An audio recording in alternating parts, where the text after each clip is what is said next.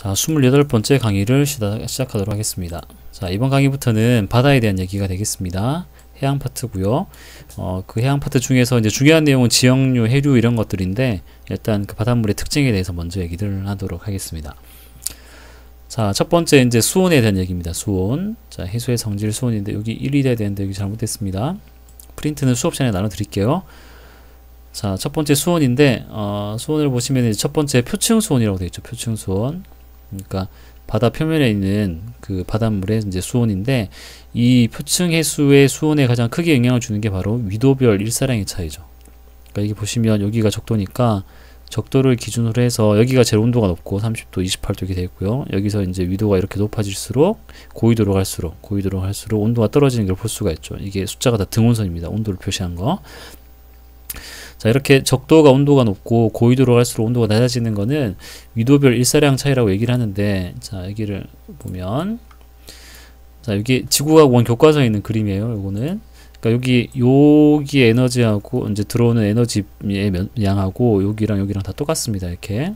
근데 이 에너지가 들어와서 적도 지역은 거의 같은 면적을 이렇게 비추게 되지만 고위도 지역은 이렇게 땅이 기울어져 있어서 여기 들어온 빛이 쫙 퍼지게 됩니다. 이렇게.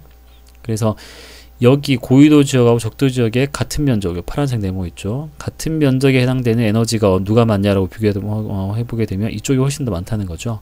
그래서 단위 면적당 에너지가 많이 들어오는 곳이 온도가 높아진다는 겁니다. 자, 그런 이유로 여기 보시면 적도 지역이 온도가 높고 고위도로 갈수록 온도가 낮아지는 걸 볼 수가 있습니다. 자, 밑에 내용 설명 간단히 보시면 여기 자, 표층 수온은 저위도에서 고위도로 갈수록 낮아진다. 그렇죠?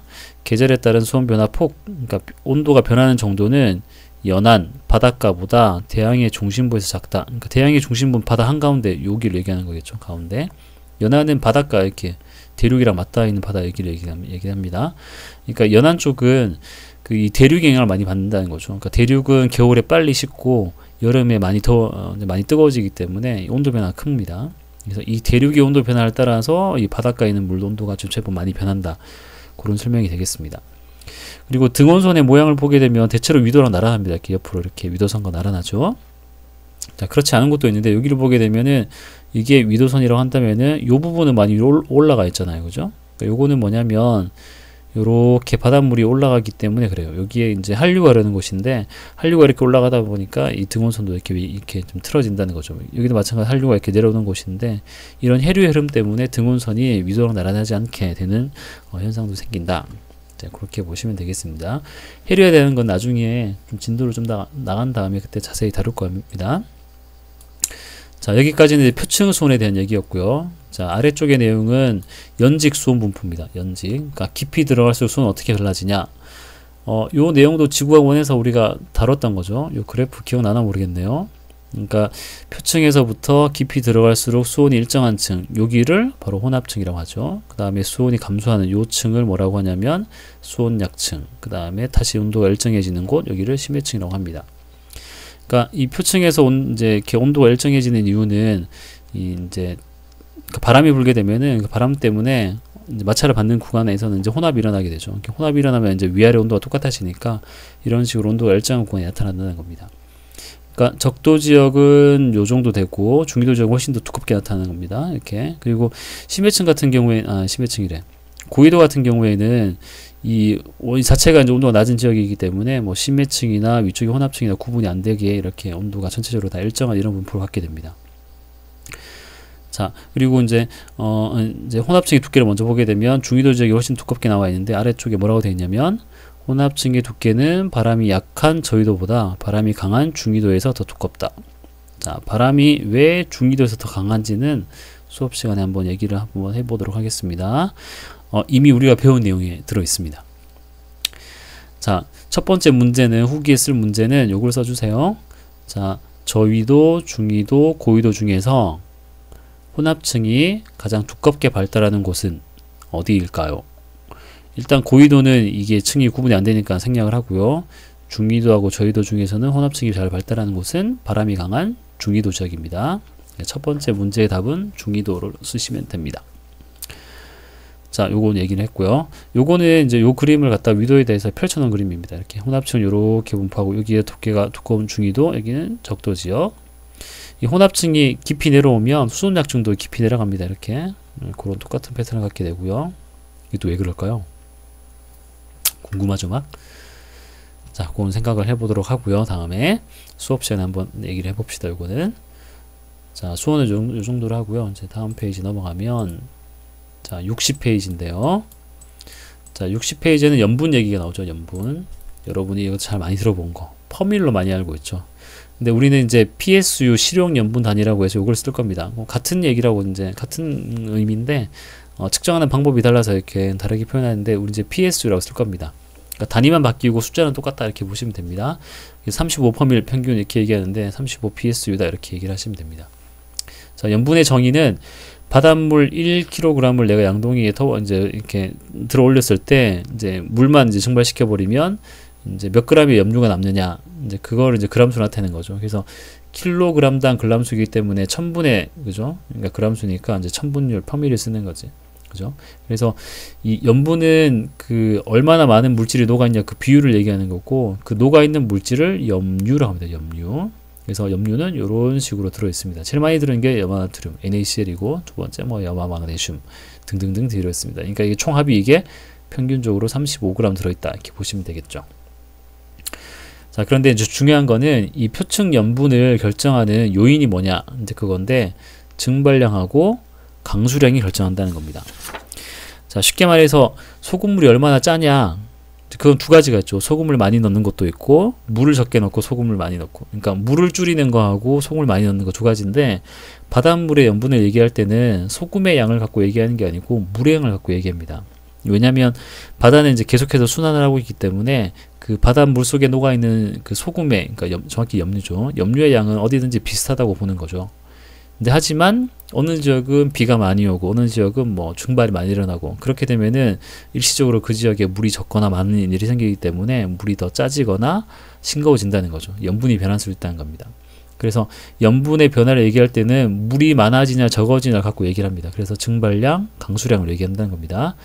자, 염분이 증가하는 건 물이 더 짜게 되는 거죠. 물이 줄어드는 거니까 증발량이 증가하고, 해수의 결비, 물이 얼게 되면 순수한 물이 빠져나와서 얼음으로 바뀌는 거니까 물이 줄어드는 겁니다. 그렇죠? 이런 경우에는 염분이 증가하는 거고, 염분이 감소하는 거는 강수량이, 그러니까 비가 많이 오는 경우, 아니면 육지에서 막 맹물이 막 들어오는 경우, 빙하가 녹게 되면 또 그게 맹물이니까 또 바닷물로 들어가게 되면 덜 싱겁게 만드는 그런 역할을 주게 됩니다. 그래서 이 물의 양이 많아지냐 적어지냐 그거를 따져가지고 염분이 높아진다 적어진다를 이제 보면 되겠습니다. 이 중에서 가장 크게 영향을 주는 게 증발량과 강수량입니다. 자, 두 번째 문제는 표층 염분에 가장 큰 영향을 주는 거 두 가지, 증발량, 강수량, 요거 두 개 쓰시면 됩니다. 자, 밑에 있는 그래프는 위도에 따른 증발량 점선으로 되어 있는 거고요. 강수량 이렇게 되어 있죠. 자, 요것만 볼게요. 적도 부근은 강수량이 많죠. 증발량보다. 결국은 비가 많이 온다는 겁니다. 그럼 염분은 어떻게 될까요? 물이 많다는 얘기니까 염분이 낮겠죠. 그래서 적도 지역은 염분이 적고, 요건 점선이네요.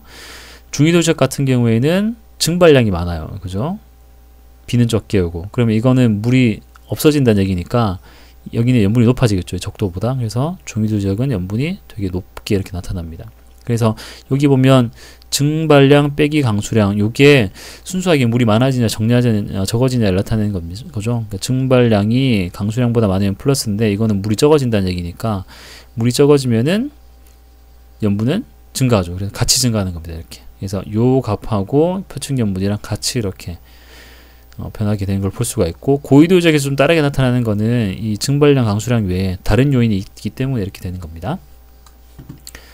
자, 표층 염분은 이 정도 하시면 되고요. 전체적인 분포를 보게 되면 여기 지도에 나와 있죠. 전체적인 분포는 그죠? 30 PSU 퍼밀이랑 똑같다고 생각하시면 되고요. 뭐 37, 36 이렇게 읽을 수가 있습니다. 자, 적도지방을 보게 되면 대충 여기인데, 우리가 앞에서 대기대 순환 배웠었죠. 그러니까 여기서 공기가 상승하고 올라가다가 헤들리 순환입니다. 30도 부근에 하강합니다. 이렇게 이제 순환합니다. 적도 지역은 공기가 상승하는 곳인가, 여기 뭐가 만들어진냐요? 구름 만들어진다죠. 구름. 비가 많이 옵니다. 여기. 그러니까 이 지역은 강수량이 많아서 중위도 지역은 하강기류가 있으니까 고기압이겠죠. 맑은 날씨에. 그러니까 여기는 증발량이 많은, 그러니까 이 라인은 증발량이 많은 곳이고 여기는 비가 많은 곳. 그래서 증발량이 많으면 염분이 높고 물이 적으니까, 비가 많이 오면 상대적으로 이제 물이 많다는 얘기니까 염분이 낮게 나타납니다. 그래서 적도 지역하고 이 중위도 30도 지역을 비교했을 때는 중위도 지역이 염분이 더 높다. 그래서 여기 보면 적도 지방은 대기 대순환의 상승부, 구름 만들어지죠. 공기 상승하니까. 그래서 증발량이 더 많아요. 강수량보다. 중위도보다 염분이 낮다. 이렇게 나와 있습니다. 극지방은 다른 요인이 많고요. 그 다음에 육지에서 담수, 맹물이 막 흘러 들어가는 연안 지역엔 또 염분이 낮아지겠죠. 여기 보면 여기 대서양인데 대서양 한가운데는 37이지만 이 대륙 쪽에는 34, 36 이렇게 낮게 나타납니다. 왜냐하면 대륙에서 이 맹물이 막 들어오기 때문에. 자, 그런 분포도 볼 수가 있고요. 자, 이제 다 돼갑니다. 이제 자, 밀도인데요. 밀도, 해수의 밀도. 자, 밀도는 이렇게죠. 부피분의 질량이죠. 밀도는 이제 우리 로, 밀도는 부피분의 자 질량인데, 바닷물의 밀도도 똑같이 이렇게 결정을 합니다. 이걸로. 자, 바닷물의 부피를 결정하는 거는 뭐가 있냐면 수온이 결정합니다. 수온. 그러니까 물의 온도가 높아지면 팽창하니까 부피는 늘어난다는 거죠. 그 다음에 수압도 부피에 영향을 줄 수가 있습니다. 수압이 높아지면 세게 누르니까 부피가 줄어들겠죠. 그래서 수온이 높아지면 부피는 커지고, 수압이 커지면 부피는 작아지고, 그죠? 관계를 생각하시면 됩니다. 또 물의 그 질량을 영향을 주는 건 뭐냐면, 요거는 염분입니다. 염분. 그러니까 소금이 많이 들어있을수록, 염류가 많을수록 같은 부피인 이제 그 바닷물의 질량은 더 커지는 거죠. 그래서 염분이 높아진다, 많아진다, 적어진다는 질량에 영향을 주게 되는데, 염분이 높을수록 질량이 커진다, 이렇게 보시면 되죠. 자, 그런데 이 자연 상태에서는 이 해수의 밀도를 결정하는 이 세 가지 요인이 있는데, 이 세 가지 중에 가장 크게 많이 변하는 게 바로 수온입니다. 수온. 그래서 한 가지만 얘기하라 그러면 바닷물의 밀도는 수온에 의해서 결정이 된다, 이렇게 보시면 크게 문제가 없습니다. 자, 수온이 높아지면 부피가 커지는 거니까 밀도는 작아지겠죠. 그죠? 반대로 수온이 낮아지면 부피는 작아지니까 밀도는 커집니다. 분모니까. 그래서 이 밀도하고 수온의 관계를 비교한다면 반대가 되는 겁니다. 얘가 높아지면 얘가 작아지는 거니까. 그래서 여기 그래프를 보게 되면 이걸 볼까요? 이건 기표에 따른 수온 변화인데 온도가 이렇게 바뀌는 거죠. 그럼 밀도는 반대로 변합니다. 이렇게. 여기도 마찬가지 위도에 따른 건데, 온도가 이렇게 바뀌면 밀도는 이런 식으로 반대로 바뀐다는 거죠. 그래서 밀도하고 수온은 서로 반비례 관계다. 자, 그거를 기억하시면 되고요. 자, 이거 12분이네 벌써요. 자, 빨리 합시다. 자, 요 내용은 나중에 할 거고, 위쪽에 있는 거 요거. 자, 이제 마지막 내용인데, 용종 기체입니다. 자, 바닷물 속에도 기체가 녹아 있는데 두 가지. 산소 녹아 있고 이산화탄소가 녹아 있습니다. 그래서 그래프를 이렇게 이제 표현했는데, 산소가 점선이죠. 이렇게 표층에서 많고 깊이 들어가면 또 많아지고. 그러니까 표층에서 많은 이유는 광합성 때문에, 깊이 들어가면 또 많아지는 이유는 뭐냐면, 이 극지방에서 차가운 물이 침강할 때 이제 찬물은 기체를 많이 이제 담을 수 있으니까 용해도가 높죠, 그죠? 약간 높다네. 자, 그래서 찬물이 가라앉을 때 산소를 많이 갖고 있는 애가 이제 가라앉았기 때문에 또 깊은 곳에서 또 많아진다, 이렇게 보는 거고요. 이산화탄소는 이 광합성 때문에 감소하겠죠, 그죠? 그 다음에 이제 그리고 이제 깊이에 있는 곳에서도 이산화탄소가 많은 거는 그 차가운 물이 극지방에서 가라앉을 때 이산화탄소를 막 갖고 내려옵니다. 그래서 여기도 마찬가지, 요거랑 마찬가지로 많아지는데, 자, 주의할 거는 x축이 두 가지입니다. 위에 산소, 아래쪽에 이산화탄소. 자, 요거를 보고 표층에서는 산소가 이산화탄소보다 많아 라고 얘기하면 틀린다는 거죠. 왜냐면 산소는 지금 요건데 읽어보면 지금 4 정도 되죠. 밀리리터 퍼 리터. 근데 이산화탄소는 표층에서 1이 아니라 밑에 걸 봐야 됩니다. 45, 46이 됩니다. 이산화탄소 훨씬 많습니다. 그래프 위치만 가지고 판단하시면 안 되고요. 자, 이렇게 해서 수온하고 뭐 밀도하고 염분하고 용종기체까지 간단히 알아봤습니다. 자, 하나 더 남았는데요. 자, 이 정보를 한 번에 하나의 그래프에 다 표현하는 게 수온, 염분도라고 하는 그래프가 있습니다. 나중에 뒤에 또 이제 그 심층 해류 할 때 한 번 더 나올 텐데, 먼저 우리 해수의 특징을 했기 때문에 이 그래프를 간단히 구경만 하고 넘어가겠습니다. 자, 수온, 염분, 밀도를 한 번에 나타낸 그래프라고 보시면 됩니다. X축이 염분이고요. Y축은 수온이고, 이제 수온하고 염분이 결정되면은 밀도도 결정이 됩니다. 이렇게. 그래서 예를 들어, 염분이 34%이야. 34 psu야. 수온은 뭐 15도씨야. 그러면, 이 해수의 밀도는 1.025 g/세제곱센티미터구나. 이렇게 읽을 수 있다는 거죠. 자, 이 그래프에다가 실제 측정한 값을 이제 플로팅, 그러니까 찍은 게 바로 이거죠. 그래서 표층에서 수온을 쟀더니 표층, 수심이 0일 때, 수온은 20도였어. 염분은 33이야. 그럼 여기다 점을 딱 찍으면 되는 거죠. 그리고 50m 들어가서 좀 이제 측정해 봤더니 수온은 한 18도 정도 되고, 염분은 34 조금 넘네. 그래서 여기다 점을 찍을 수 있다는 거죠. 이렇게. 100m에서 이제 측정한 값은 수온이 한 뭐 14도, 염분은 한 34 좀 더 되고, 200m, 수심 200m에서는 수온이 한 7도 정도, 염분은 34. 이렇게 해서 찍고서 쭉 연결한다는 거죠. 이렇게. 그러니까 이런 식으로 그 수온, 깊이에 따른 이제 수온과 염분을 표시를 한 게 이제 수온, 염분도. 나중에 뭐 수괴라고 해서 물덩어리를 얘기하는 건데, 이거를 분석할 때도 이 그래프를 사용하게 됩니다.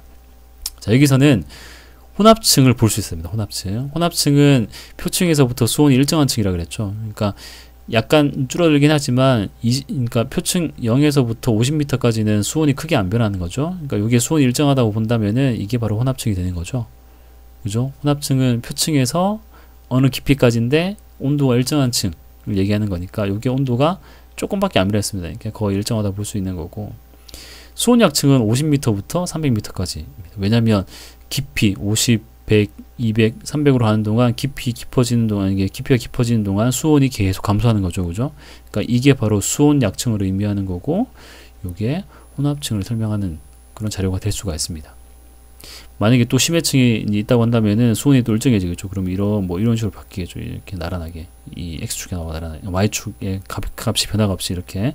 하여튼 이런 형태의 그래프가 될 수 있을 겁니다. 자, 28강은 여기까지 하겠습니다.